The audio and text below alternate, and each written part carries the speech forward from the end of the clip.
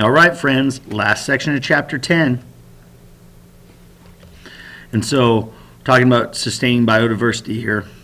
And so, how are we going to handle that?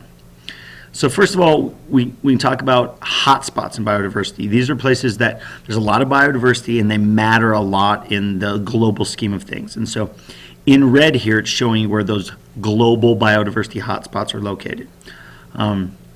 And which ones are under the major amounts of threat.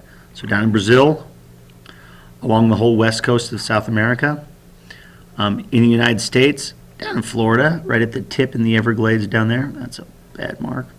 Along the west coast in California, through a lot of Mexico and all of Central America, middle of Asia, Europe, all of those red hotspots. So the United States, California, and Florida mainly, and then biodiversity hotspots around the world. I forgot about your friend and mine. Also a hotspot in the United States is Hawaii.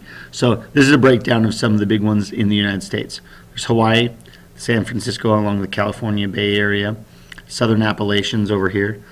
Death Valley is a big one, and in the Florida Panhandle, also in the tip of Florida. So these are where really rare species are concentrated. They're very specialist species, and we need to be careful of those bad boys in the United States. And so what can we do to help protect these guys? Well, there's a couple things that you could do. Adopt a forest and take care of it. Plant some trees and take care of them. You could recycle your paper products. This is big for forest management and terrestrial biodiversity. You can buy sustainable wood products. You can choose to use other substitutes like bamboo. Bamboo is not a forest, it's a grass. And so it's not a tree, excuse me, it's a grass. And so as a result, using it in place works well. Recycled plastic outdoor furniture helps because it's recycled, not because it's plastic. Decking and fencing along those lines as well.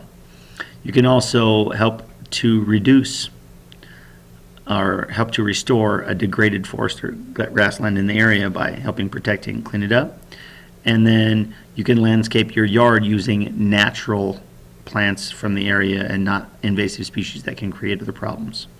So biodiversity hotspots, we need to pay attention to them and take care of those.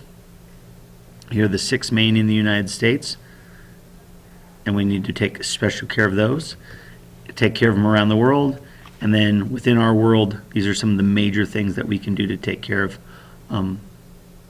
and sustain terrestrial biodiversity. That's it. That's the end of the chapter. Nothing to worry about with watching videos until after this test and on to populations.